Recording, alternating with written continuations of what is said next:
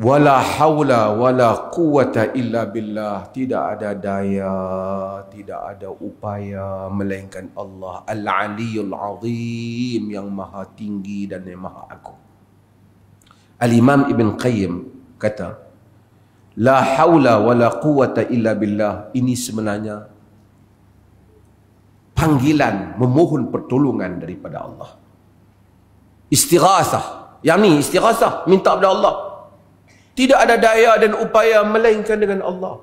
Maksudnya sebab itu orang-orang yang dalam kesempitan hidup dan susah, bila dia ulang la haula wala quwata illa billah, la haula wala quwata illa billah, berpuluh kali, beratus kali, dia akan melihat keajaiban bagaimana Allah menolong dia. Sebab itu orang yang sentiasa melazimi ratusan ribuan la haula wala quwata illa billah, la haula wala quwata, Allah memudahkan urusan dia, memberikan keajaiban kepada perjalanan hidupnya, mendatangkan apa yang manusia rasa mustahil, membolehkan apa yang orang lain rasa tidak boleh. La haula wala quwata illa billah. Tapi bila kita baca tak la haula wala quwata illa billah, baca pula nak marah orang, la haula wala quwata illa billah, sebenarnya la haula wala quwata illa billah. Sebab tu tuan-tuan, lazimi la haula wala quwata illa billah. Ada susah, masalah, pagi-pagi lagi banyakkan lagi haula wala quwata illa billah.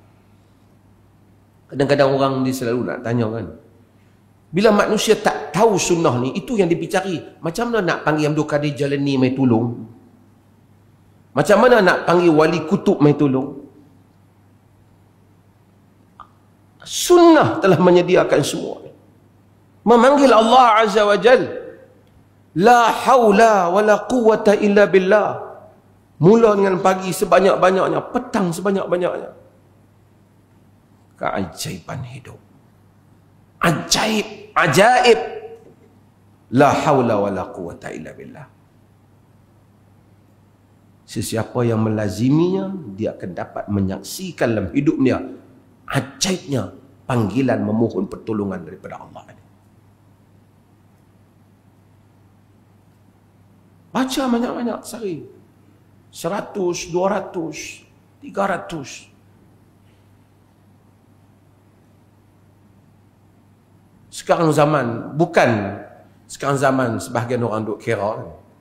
Kira tu untuk diri kita lah. Bukan kita kata syarat dia mesti 300 ataupun 400. Tapi kita ilzamkan untuk diri kita sendiri. Supaya kita sentiasa. Bukan duk kira, oh 100 dah, power main. Bukan macam tu. Itu maksud kita panggil dengan iman. Kita sebut dengan iman. La haula wala quwata illa billah.